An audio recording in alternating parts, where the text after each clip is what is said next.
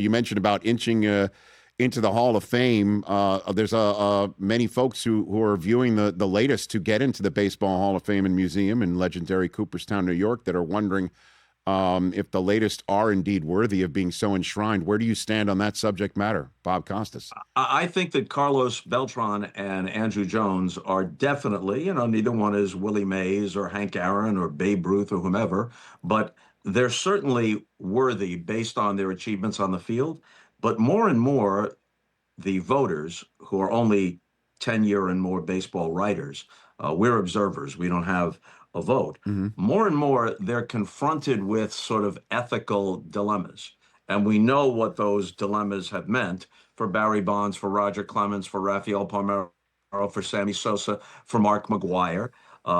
Curt Schilling has now been remanded to veterans committees if he ever gets in. And Schilling never had anything that compromised his integrity as a pitcher, but he ticked a lot of people off with various pronouncements, including insulting the electorate itself, insulting baseball writers themselves. So that became a quandary for some people. And someone like Omar Vizquel, who outside Ozzie Smith was the greatest defensive shortstop of his era and was trending upwards at about 50% only a couple of years ago.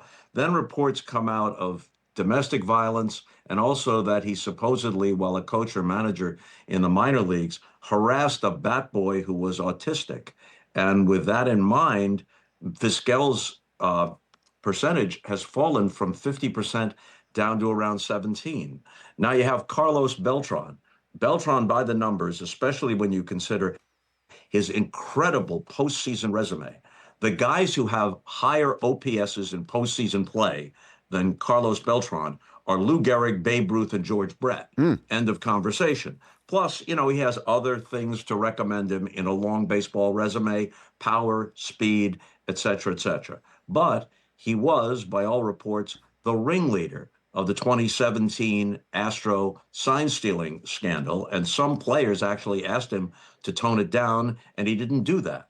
That cost him. That was his last year, by the way, as a player, and he wasn't a significant player anymore, but he was on the Astros roster as a player. He's the only player, we can surmise some others, but he's the only player that's been publicly linked to it and admitted his guilt in it. It cost him his job as manager of the Mets. He was all set to take that job on, and he only gets in now on his fourth year, when he would have been, not unanimous, but he's likely would have been over 75% in the first year, if not certainly by the second year. So collectively, the writers decided to give him some sort of probationary period. Now, Andruw Jones debuted at less than 10%. You got to get 5% to be over the line and continue on the ballot. So he debuted at 9%. No player has ever started that low and eventually gotten elected.